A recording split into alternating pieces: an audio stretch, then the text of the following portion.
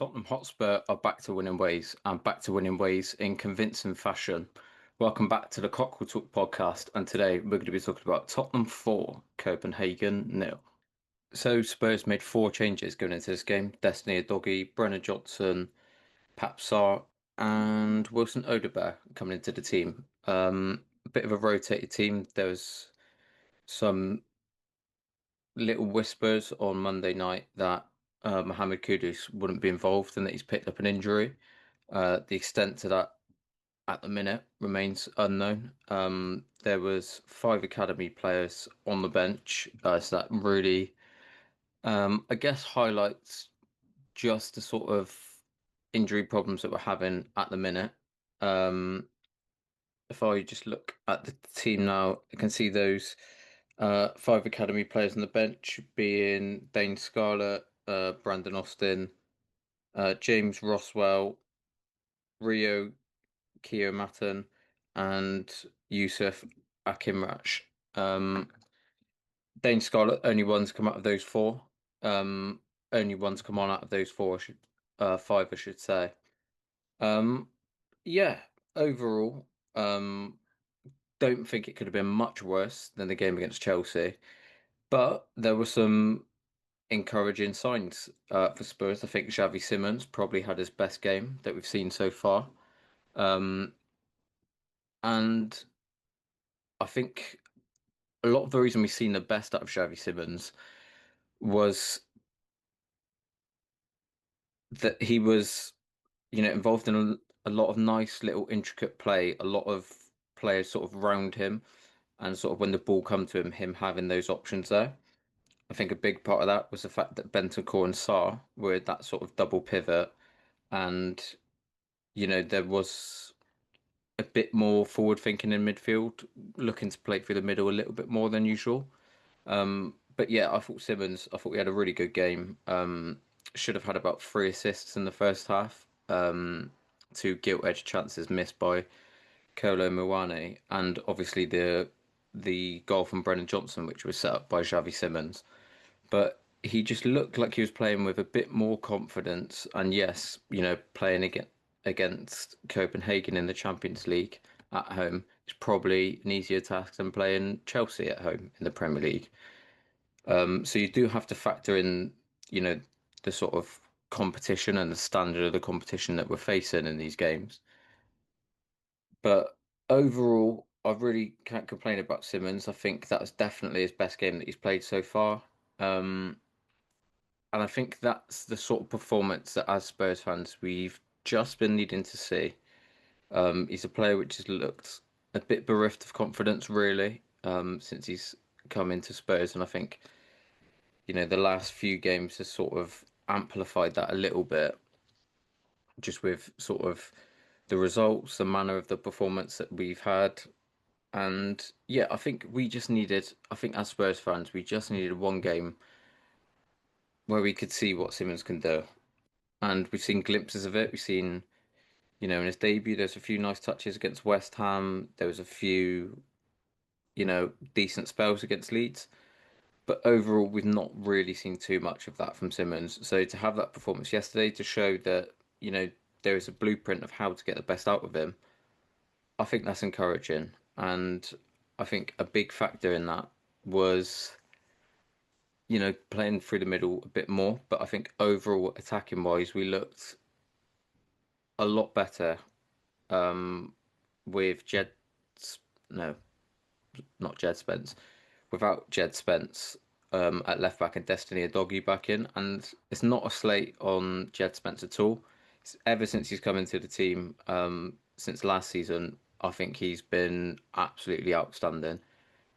Few iffy performances, but over the course of about 12 to 18 months, I think a handful of, you know, slightly under par performances suggests that he really is a top player. And it's one of he can play on the left as a left back, but every time he'll receive the ball, I don't think that naturally as a right footer on the left side, he's going to want to come inside, and it's sort of a little bit predictable. When you're looking to build a counter attack, sometimes that could be a problem if he's got it on the left, and this numbers running forward is the chances are he's probably not going to hit with his left. He might try that outside of the boot pass that we've seen against Arsenal last season and a few times. But just with Destiny Doggy on the left, I think we look a little bit more balanced and have a little bit more attacking threat. And I almost feel like with a doggy on the left, you don't have, just Odegaard that you need to mark because I think Spence, sorry, I should say. I think he's really good technically, really, really good. And he's definitely got attacking prowess. We've seen that, for those that have been following Jed Spence before Spurs, we've seen it at Middlesbrough and at what's the team? Nottingham Forest. And yeah, we've seen that. But admittedly, those were on the right hand side. Sometimes they're in a back five. But I think Spence can deputise in that left hand fullback position. But I feel like it's an issue which Spurs have really needed to address for a while. Um, Going back to Ange's first season, which was a doggy's first season, we've seen over the course of his Spurs career so far that Destiny Doggy is, a player which does pick up these little niggles, these little injuries which might keep him out to, 6 to 7 weeks, that sort of thing. And I just feel like we need to account for that because I feel like if you look at the profiles of our three fullbacks, I feel like Spence and Udogie are very, very similar in the way that they're very good ball carrying. They like to get into the final third. They're quite happy taking the ball and getting us up the pitch 10, 20 yards. Pedro Porro, I think, is a little bit different. He's the sort of player that, when he's got runners ahead of him, he'll like that ball back to him because we know the sort of pedigree he has in terms of shooting from distance and crossing the ball into the box. And I feel like Spence and Udogie very similar, and I feel like Spence has sort of got that alternative option on the right hand side, which Udogie brings to the left. But what I will say is that we've gone through Ange's first season, and Udogie, sort of had his injuries. We didn't address it in January, and then we've also, honest, we didn't address it in January because I think he got injured a few months later, which would probably explain why. But nevertheless, even back then, you had Ben Davies as a backup who over the course of his Spurs career, we've seen works best as that sort of less sided centre back in a back five. And being a left back, especially in the sort of modern game and the way football's moving and how fit you have to be, I don't think he really fits that mould. He does have similarities in Porro in that he's a good, you know, crosser from deep and that sort of thing. But we got through Ange's first season, a doggy picked up an injury, needed surgery, and we didn't really address that in the summer. And then obviously we've seen last year that Spence can play left back, but I feel like we're still what needing a left back similar to the sort of profile that Porro has, just so both sides, you can sort of chop and change so that, one game if you want and two fullbacks you can cross them deep, you've got that on both sides and it just adds like a different dimension to your attack. And I feel like Adogi played really well yesterday, and he was a big, big contributing factor to us looking, a little bit more fluid in attack, I'd say. And yeah, I think especially when you consider the sort of personal circumstances that Destiny Adogi's been through, not just in terms of injury, but in terms of some of the recent reports about him being held at gunpoint by a football agent. I think for him to come in and to play and put in that sort of performance yesterday was a real testament to his character. And I feel like if he stays fit, he is going to be one of the best left backs in the world. I really think his potential is really sky high. So yeah, shout out to Destiny Adoggy. And Spurs, we've seen three different strikers last night on the pitch, all at different times. The man who started up front, Randall Kolo Muani, overall, I think his link-up plays good, And I think at the minute he's definitely the best option out of, him and Richarlison and Tell and maybe even Scarlett. But just looked a little bit rushed in front of goal, and I wonder if maybe that's just a symptom of him coming back a bit undercooked or arriving a bit undercooked and sort of, feeling the rush to get up to speed quickly rather than for his natural rhythm. Having said that, I think both chances he should have scored yesterday.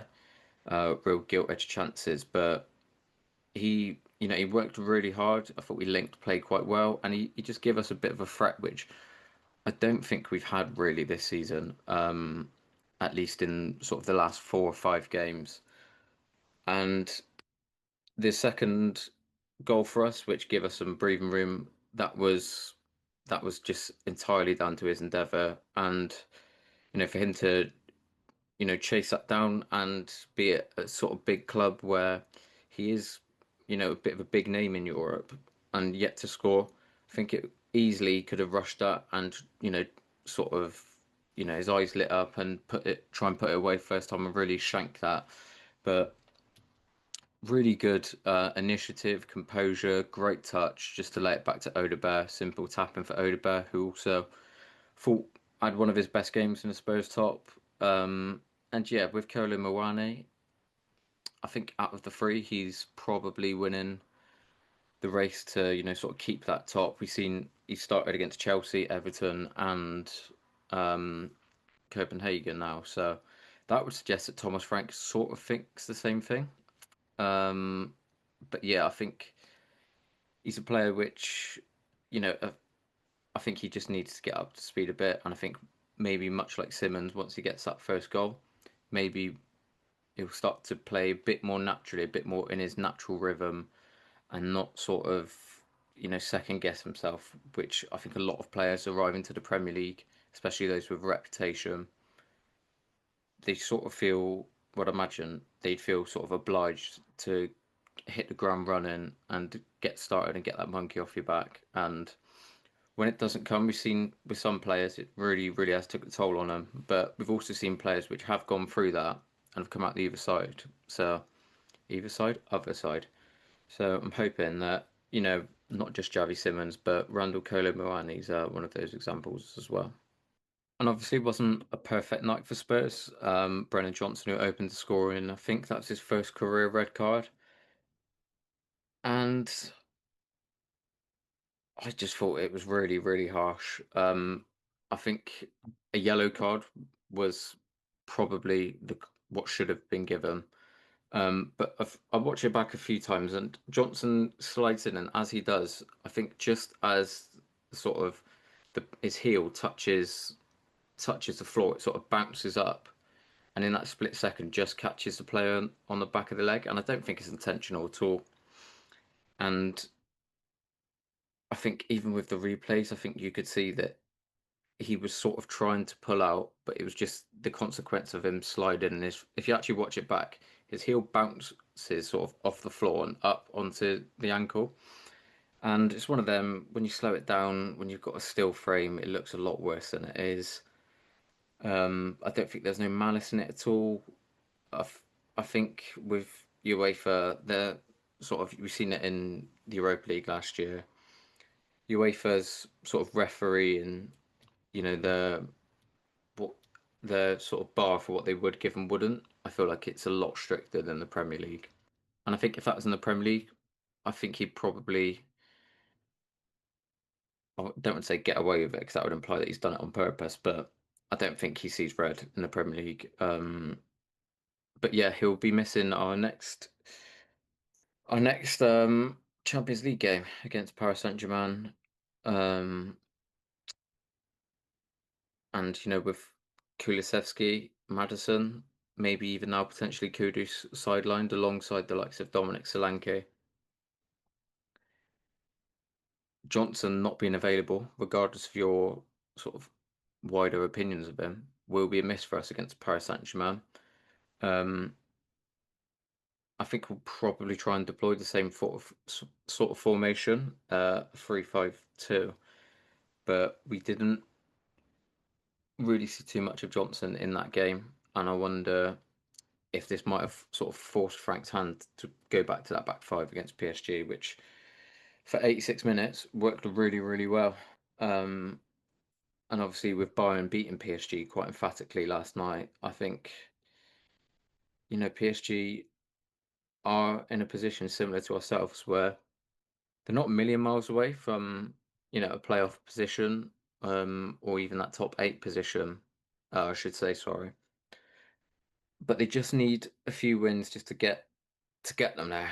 And with that Bayern loss, I think PSG, the sort of importance of a game which in hindsight, we probably thought that, PSG would be quite comfortable champions of Europe, breeze through this league phase, and maybe it might get to our game and they might just have their eye off the ball. But with that Bayern result, I think that's gonna make it a bit more difficult for us. But we're sitting on 8 points. I think we're inside the top eight as we record this. There's Champions League games to be played tonight, but in a good position. I think we've got Dortmund, Slavia Prague, Paris Saint-Germain and Frankfurt left.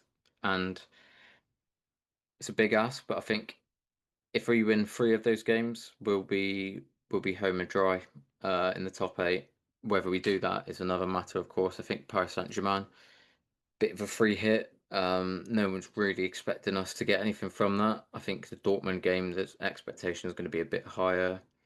Likewise, the Slavia Prague and that Frankfurt game away in I think it's in January. That could be a real crucial game. I think that might be our last one actually. But yeah, really unlucky for Brennan Johnson to be sent off, and yeah, hopefully we get some sort of reaction, even though it wasn't any sort of malice or a sort of conscious decision to get sent off. I'm hoping that he can use that to come back, get some goals, play his way back into the team because this is the thing with Johnson. I think the reason a lot of fans get frustrated with Johnson is that we've seen at Nottingham Forest, he was the sort of player which would take players on.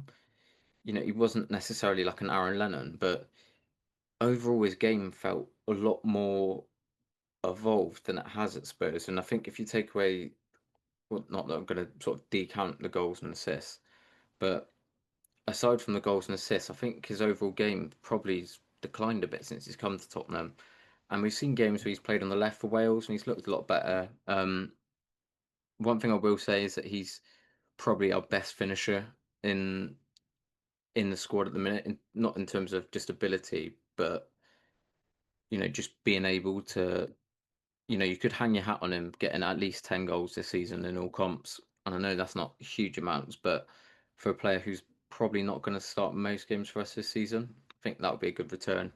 But yeah, hopefully we can see sort of response that we did last year after the some of the horrible abuse that he got. We really went on that run and sort of kicked off, a beautiful story which would end in Bilbao with him getting a really unconventional winner to win us Europa League. So hopefully you can use that to kickstart, a second purple patch for us. And finally, there's no way I can get out of this video without talking about that goal. Micky van der Ven. I'm just I don't know how to describe him anymore. I think the first season, I think all of us fell in love with Van der Ven first season, despite his injuries, that sort of thing. Just not that that's a reason to not like a player, but that first season, I think we fell in love with him. Didn't really see as much of him as we'd want last season, but I just feel like now he's fit, now he's back. Everything, everything he has in his ability to become an absolute Spurs legend. He reminds me a lot of Jan Vertonghen, but with sort of more pace, a bit more attacking threat. Only 22, he's captained us a few times, and he seems like he loves it here. And I just think he's what 6'4", strong, good in the air, adding goals to his game, absolutely rapid. And I think his defensive ability has gone up this year. I think before we've sort of relied on him as a sort of road runner just to mop up anything that, the other nine outfield players on the pitch miss. And I don't think it's a coincidence that he's got less injuries with that. Um, I feel like he's been managed a lot more, and I really, really think that, when the time comes that Romero moves on, I think if Van de Ven's still here, I think he probably will get that captain's armband. And I genuinely just run that superlatives for him. He's such a good player. And I just hope that, you know, that it's not a similar story to another centre back that Tottenham have had over the years. Fantastic quality, but injuries, sort of ruined him. So, that was the story of Ledley King. And let's hope that the story of Micky van der Ven in terms of availability plays out a little bit differently because if he does, he's got potential to go, stratospheric levels amongst the Spurs community and sort of his standing in the club. So I've done enough waffling now. International break coming up after this Saturday, 12:30 kickoff against United, who look in good form. They obviously want to win because it's the first time that we face each other since Bilbao.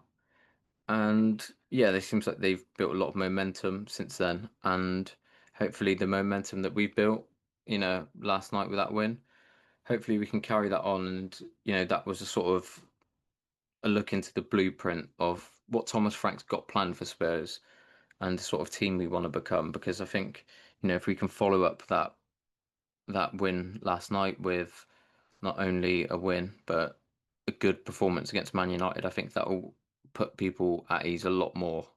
So yeah, let's I guess all we can do now is wait for 12:30 with bated breath on Saturday and hope that Spurs are going to the international break with 3 points. Easier said than done. And until then, up the Spurs.